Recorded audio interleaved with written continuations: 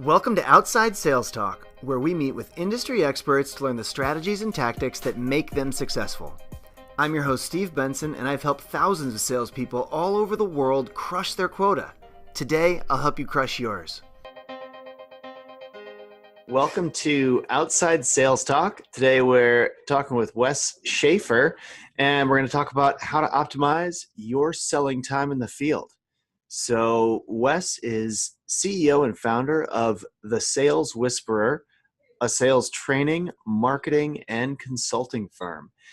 He's a sales coach, keynote speaker, inbound marketing expert, copywriter, and consultant to many top tech companies.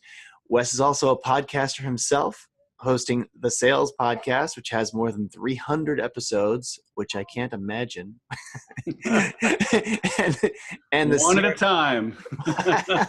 There you go. And the CRM Sushi Podcast. He's author of The Definitive Guide to Infusionsoft, and it takes more than a big smile, a good idea, and a Twitter account to build a business that lasts. So author, CEO, founder, consultant, trainer, coach, speaker, keynote speaker. You got a lot of stuff, man. Podcaster, whiskey drinker. You didn't read that one. Why'd you leave that out, man? That was a mistake. We should. What's your favorite whiskey? That is so hard to answer, man. I think every day I fall in love with a new one. What if I were only going to have what if I were a sales guy and I needed one bottle of whiskey and I've just been drinking Jim Beam and all of a sudden I'm like, I need something new. I got to treat myself. What direction do you send them? Feelings. So, a lot of people don't realize, there's bourbon whiskey and there's Scotch whiskey. Uh-huh. So you can't ask somebody if they're a whiskey drinker. You gotta, you gotta ask them what type of whiskey, right? You gotta ask them, do they like bourbon or do they like Scotch? Because they're very different. So my favorite bourbon right now is probably Blanton's. Okay. Comes with a little figurines on the top, little horse racing dudes.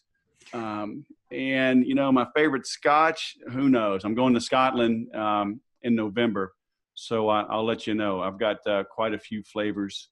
Well, what's your favorite right now? If you could only have one bottle, if you're going to the store right now, you're going to buy one bottle of Scotch. Scotch. Hold on, man. Hold on.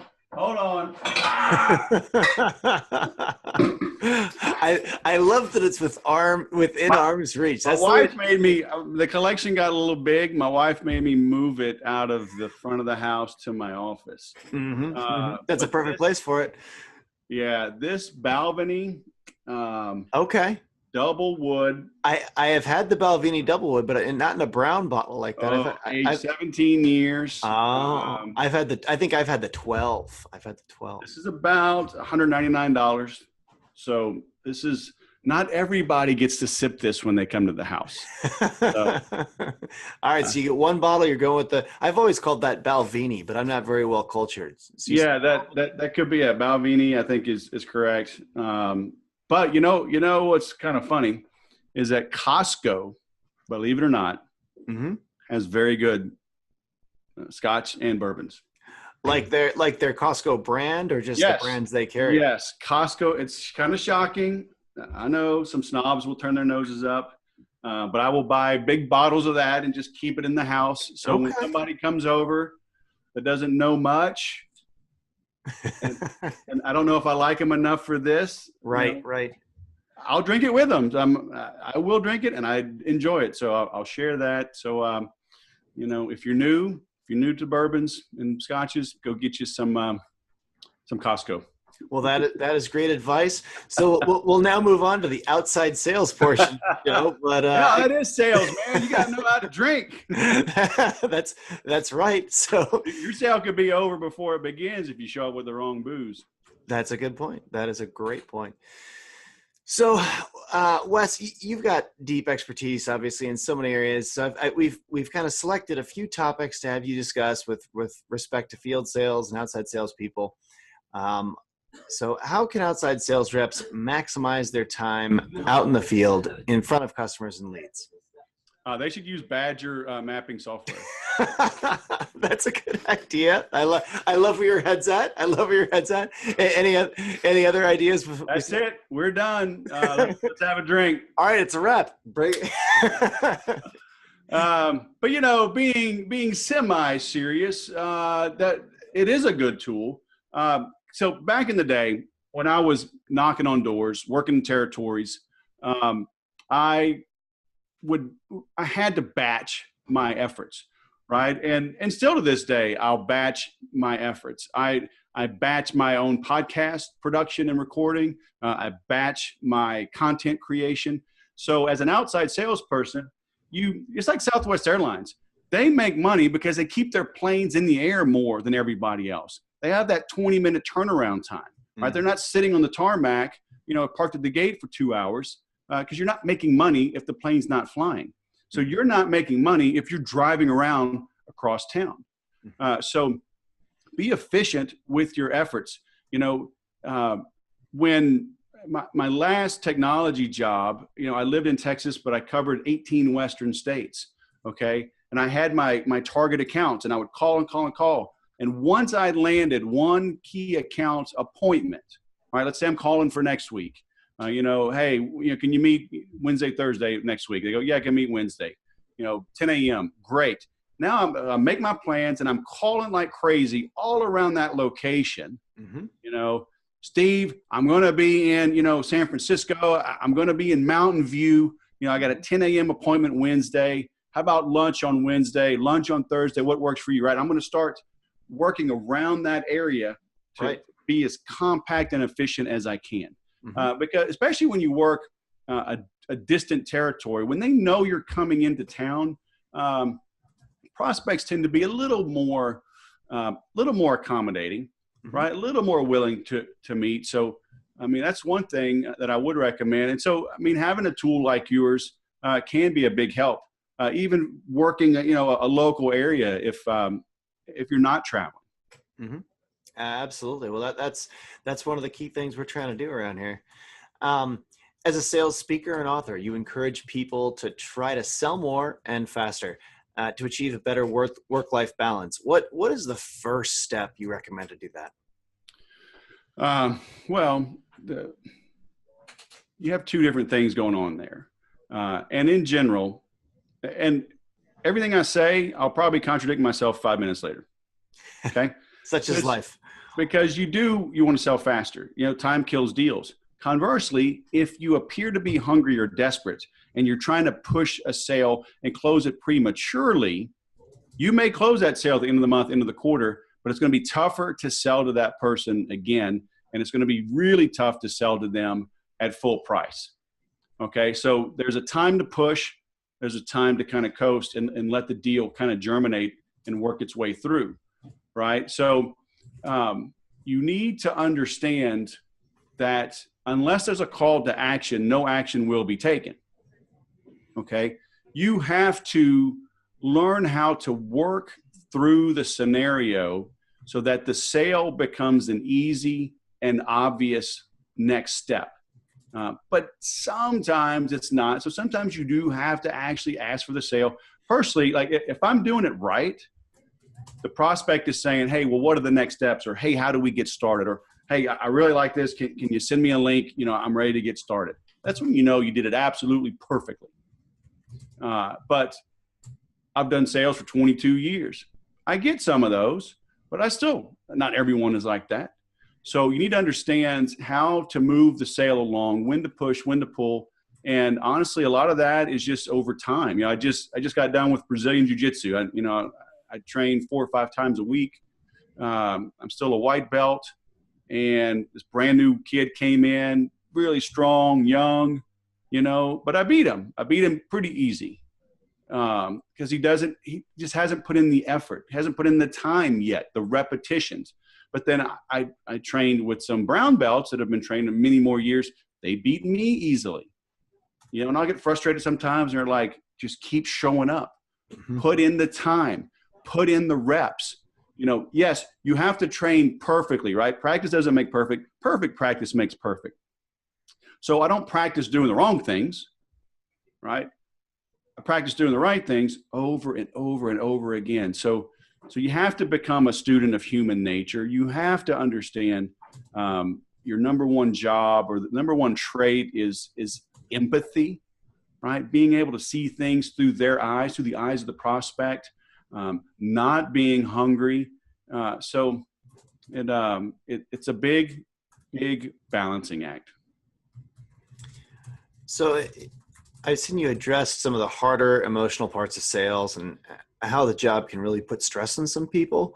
How do you think outside salespeople should change their work style to become happier and more successful in their job? Man, that's like solving world peace, isn't it? Yeah. Yeah. Well, my dad always say, when you're up to your neck in alligators, sometimes it's hard to remember that your goal was to drain the swamp, right? When you're asking for freedom, when you're, you want to be more of an entrepreneur, you want to be in control of your own destiny. Well, guess what? That means you're going to run into some tough times. Okay. You're going to lose that big sale that you thought was going to come through. You're maybe going to get reassigned a territory. There's going to be office politics. Things are going to shift and not go your way. So always treat people the way you want to be treated, right? Despite all the layoffs I endured in high tech after the .com implosion, I always found another job. Usually I was recruited away, or I was brought on as soon as they heard I got laid off, boom, somebody else picked me up because I treated people the way they want to be treated. Okay. Mm-hmm. So you're always building up those kind of karma credits, if you will. Right. So stay the course, understand if you've got a big enough vision, a big enough goal, you can plow through the tough spots. But have someone you can rely on, right? Have a good mentor. Have not another sales, not a peer that you're going to complain with. Okay, that doesn't do any good. And don't complain anyway. Yeah, and that was the biggest thing working with these high tech companies when there were layoffs coming. Like efficiencies went way down because everybody's talking to everybody instead of just going out and making sales. Okay, so keep doing your thing. You always say imagine if the Cleveland Cavaliers or the NBA says, hey, we're reducing the number of teams by 2, and we're going to close. The Golden State Warriors and Cleveland Cavaliers; those teams are going away.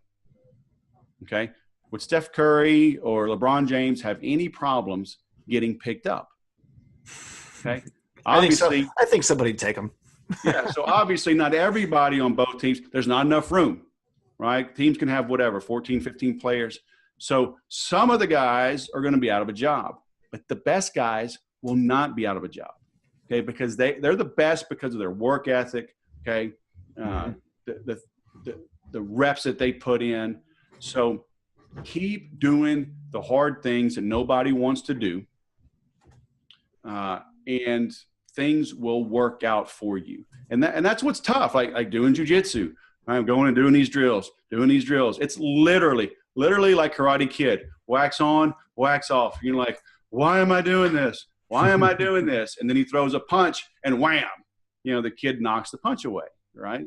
And so it's like, why am I making these calls? Why am I sending these newsletters? Why am I sending these emails? Why am I connecting with people on social media? Why am I sending their text messages? Why am I learning copywriting? Why am I learning persuasion? Why am I learning negotiation?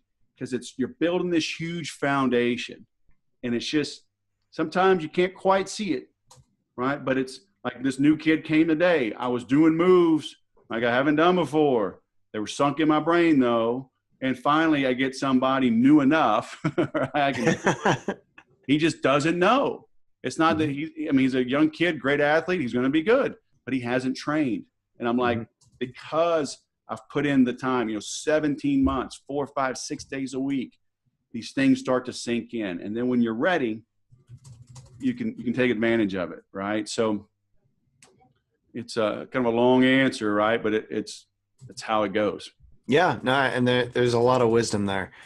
Um, you've got a lot of things that you have prescribed over the years, ideas and routines and tips. Eh, Imagine that you're an outside sales rep and you're about to go through your average day. Walk me through that day and kind of show me how to implement some of the tips that Wes Schaeffer has. How would you implement them in the daily routine of a sales rep? Yeah, and there's the Wes Schaeffer 20 years ago and the Wes today. I succeeded early on because I put in the time. I was literally the first one in, the last one out. When I was selling mobile homes, we worked on the up system. And it was literally the first salesperson that got in that day, got the first prospect that walked up onto the lot. Mm-hmm. And so I had a wife, I had two young kids, I had two boys under 1 year old, and they weren't twins. Right. So my boys are 5 years or 5 days apart from being 1 year. So they're 360 days apart. Mm-hmm. I had to make money. Okay. And when you do the math, there were 6 salespeople. So if I was the first one in, then 7 people had to come to the store for me to have 2 opportunities to make a sale. Mm-hmm. If I was the 6th one in, then 13 people would have to come in for me to get, 13 would have to come in Mm-hmm. for me to get 2 opportunities, or 12, 12, Mm-hmm. right? So that's a big difference, 7 versus 12. And usually that'd be one of us would be off. So 5, right? So 1 would have to come in for me to get the first one, then 6 people, or 6 versus 10. So that's a 66% increase in traffic going from 6 to 10. Mm-hmm. 66%. So that's huge. But if I could get my butt up early, right? That means eat right. That means don't get drunk every night. Don't sleep in. Don't have a hangover. So now I'm at the office early. I'm clear-headed. I get the first opportunity. Now I get the 6th opportunity. So I have a 66% better chance than the guy that drug his butt in late. If I don't do anything better than him, if we're exactly even, then the undisciplined person that can't get in on time, I'm going to make 66% more money than he will, mm-hmm. just if we're even. But what are the odds that we'll just be even? If he's so undisciplined, okay? So by simply putting in more time, you're going to get better. Then figure out, so just like in jiu-jitsu, I don't train with other white belts. I find purple and brown belts to train with because they're much more experienced. So the reps that I get more reps, I get better reps, and then they'll give me a little nugget, a little version 1.1 or even step 2 to the thing we just learned. So I'm getting better practice and I'm getting better tips. So find someone you can emulate. Success leaves clues. I learned early on, even when I was still an employee, I stopped jumping at the phone and I turned off notifications on back then they were Blackberries, right? I turn off notifications. I need to focus. And so now sometimes people are in a business where you have to answer the phone, right? The first, maybe in real estate or whatever, things come in and if you don't answer, you're going to lose it. So you can answer it and then just quickly, I answer, you tell, hey, I'm looking at this house, blah, blah. Hey, thanks for calling, Wes's Real Estate. May I get your name, Steven? Okay. Hey, is this the best number to call you? I need to wrap something up. I'm putting some paperwork in for another client. I need 5, 6, 7 minutes. Can I call you right back? Then I can focus on your needs. Okay. It does a couple of things. And you know what? Even if I'm not working on something right now, I'll still do that because think about it. If you called, anybody, Donald Trump, Mark Cuban, LeBron James, or, hey, yeah, LeBron, I'm thinking about getting some basketball coaching, some lessons. Is he's going to answer his phone? When you just readily answer your phone, they feel like they got you. Like you're their little servant. Okay. So I would answer it. Hey, is it be okay if I call you right back? Now I get your name. I get your phone number.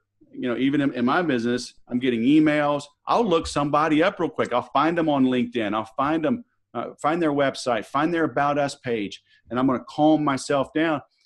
Just look at any sport. Talking about basketball. These guys have a routine, right? Dribble twice, look up, spin in the hand, dribble 2 more times. You know, look at golfers. They'll have a 2-foot putt. They'll do the exact routine because when you get in the routine, you get in the zone. So allow yourself, get yourself in the zone, ready to sell. Okay. So, but then going back again to the blocking and tackling and batching your work. You know, I learned early on that if I could call into big companies before 7:30 or 8 a.m. during lunch or after 5 or 6 p.m., I would reach the boss. Because the executive assistants, the secretaries, the receptionists, they're hourly people. They don't come in at 7 a.m. and they don't stay after 5. Okay, so I would batch my prospecting, and because I had different territories, you know, I could come into work in Texas at 8 a.m. and start calling Central time or Mountain Time Zone, call their 7 a.m. for an hour. I could call the California time zone. Okay, I used to do the same thing in a spreadsheet. I would keep track of what time zone people were in so I could do exactly that. Oh, yeah. And then I'd start calling, you know, so it's 4 o'clock my time. I start calling the East Coast, start catching people after hours, and then work through that way. But the same thing with calling at lunchtime. You know, if you're calling a small business, mid-sized business, again, they're going to send the hourly people. By law, they got to let them go have lunch. So you call and you're going to be all cocky and arrogant. You know, yeah, I need to talk to the owner. And it's like, well, you got him and you're a jerk and I'm not going to do business with you because you assumed.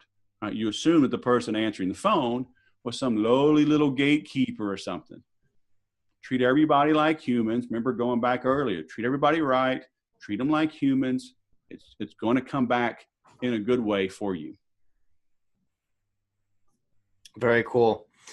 So the next section here, I like to do I call it sales in 60 seconds. So a series of a handful of questions that, and try to keep the answers short. You know, the theory is under 60 seconds and we'll fly through, we'll pick your brain and dump a bunch of great knowledge on people. Okay. So first question, what's the most important thing that sales managers should focus on to make their outside sales teams more productive? This will be counterintuitive, but I say recruiting. Mm-hmm.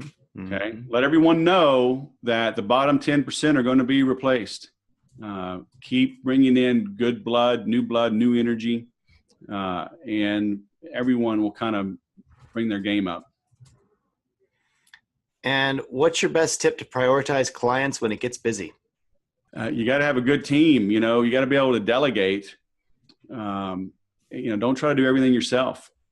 Ideally, you have somebody that can help generate quotes, somebody that can help pre-qualify leads, somebody that can hold their hand if it's just getting some quick information that they need. They don't need to get it from you necessarily. So surround yourself with good people you can delegate. All right. That is a great tip. What are your favorite productivity hacks or tools to make the most of your time? Man, I made a blog post about this. Just use your smartphone smartly. I have an iPhone and there's a text expander built in. Okay. I probably have 100 short codes on my phone from my address, from my email address, my cell phone number, my bio. You ask for my bio, Wes bio, boom. It'll send you 2 different paragraphs. Mm-hmm. I have it for my calendar link for scheduling for the sales podcast, scheduling for the CRM sushi podcast. So they're all short codes. And I bought a program for my computer as well, because it works in Safari. It won't work in non-Apple apps. So short codes, templates, things like that, anything, I tell people, look at what you do 2 or 3 times a day or 4 or 5 times a week and figure out a process for it and automate it if you can. Fantastic. What is one common mistake that sales reps should avoid in order to increase their sales efficiency? Stop thinking that everyone is a prospect. Not everyone is. And, sometimes they might be a prospect tomorrow. Okay. But single percent of people that you speak to today are ready, willing, and able right now to buy from you. So approach everyone with the idea of disqualifying prospects instead of qualifying. And you're going to have an easier time. You're going to be more productive, more effective. You're going to make more money. You commonly say that you're ruthlessly pragmatic. What would this mean in regards to outside sales? Could being more pragmatic lead to better performance, and how? Yeah, because pragmatic is, being efficient, not doing things just because everybody has done it that way.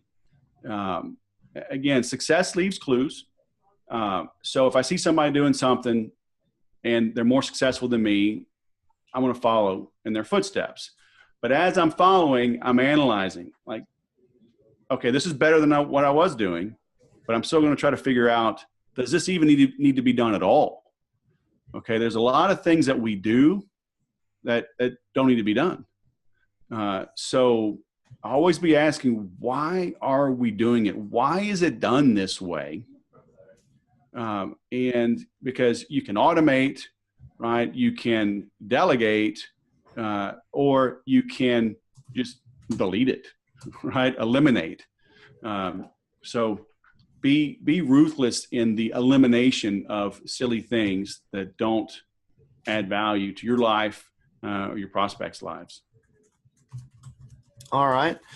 Well, we try to give an actionable takeaway from each show. What can outside salespeople do or change today to become more efficient about planning their time, selling in the field, and reaching their sales targets? If you had one actionable tip to give them, what would that be?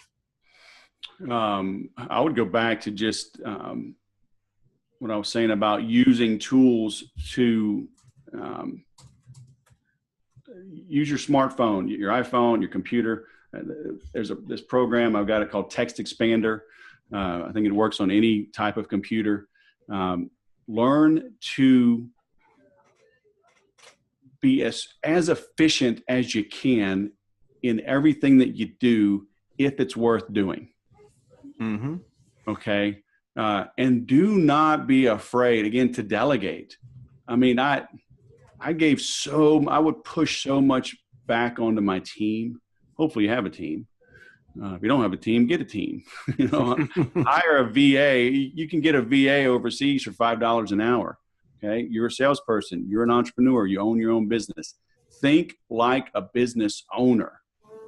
Okay. Approach problems in thinking and knowing that they have to be done, but they don't have to be done by you. Okay. So figure out how to get things done without you being the one doing it. So true. Great advice.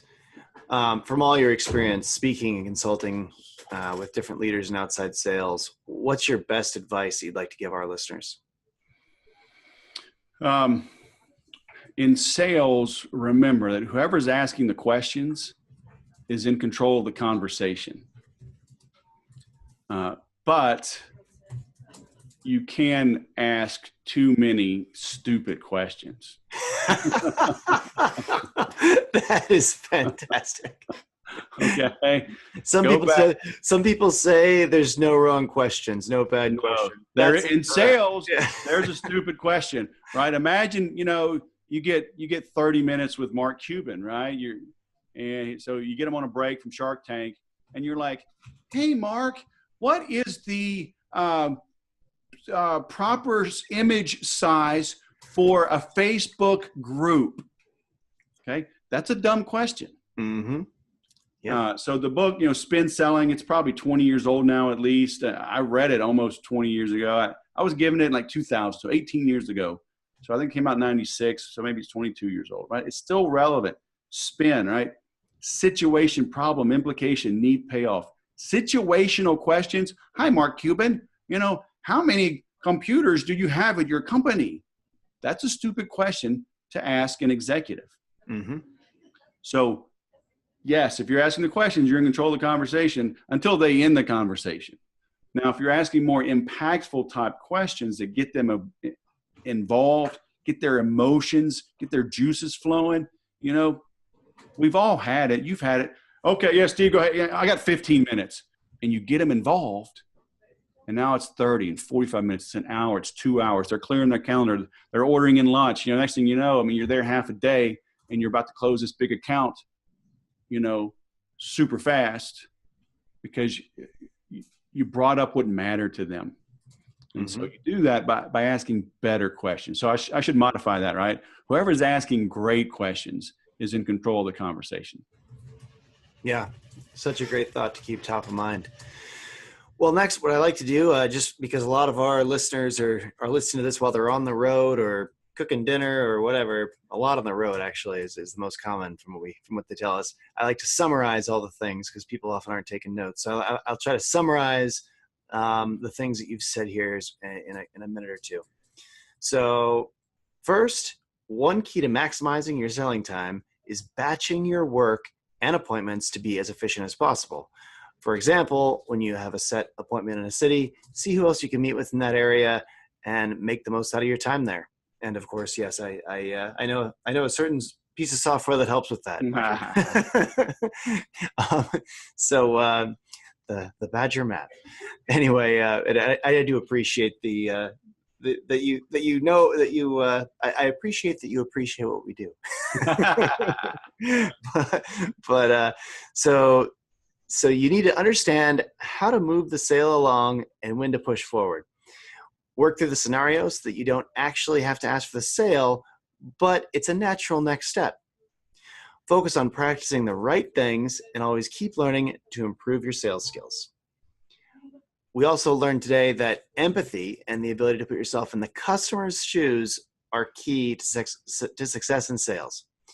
Always treat people the way that you want to be treated, and you'll build a network with people that you can rely on, and that will open up new opportunities. Another great piece of advice from today is to keep doing the hard things that no one wants to do. If you put the time in to build a foundation, you'll be successful in the future. And discipline and putting in more time than anyone else will put you ahead in sales. Another tip is to find your routine and get yourself in the zone to sell. Batch your prospecting early in the morning and after hours to reach the right decision maker. If there's one thing sales managers should focus on, it's recruiting the right sales reps for their team. And you mentioned kind of your, I guess what I would call the classic GE methodology of you're doing, you refresh 10% of the team a year, or 20, I think it was 20% at GE. But if everyone knows that, they up-level their game. Yeah. As a quick productivity tip, use short codes in your computer and smartphone to automate small things and work more efficiently. What was the application you mentioned that you used to do that? On the computer, it's called Text Expander on my Mac, and it's built into your iPhone. Oh, okay, cool. So eliminate things that don't add value to your life and don't do things because everybody is doing them. Finally, don't be afraid to delegate. So keep in mind that whoever asks the questions is in control of the conversation, but make sure to ask the right questions. So, well, this is fantastic, Wes. Where can listeners read more about your work? How do they reach out to you? What are the best ways? A lot of people misspell the sales whisperer. So go to thebestsalessecrets.com. And that'll take you to a landing page on my website, and you can browse around from there. But I've got 21 secrets learned in 21 years of selling to help you grow your sales, cut through the clutter, sell more faster, higher margin with less stress and more fun. And I guarantee it. So go there first, thebestsalessecrets.com. Fantastic. And we'll put that in the notes of the podcast here. Because I also probably can't spell the word whisperer. But well, fantastic, Wes. It's been great having you on the show here. And let's stay in touch. Thanks for having me. All right, take care.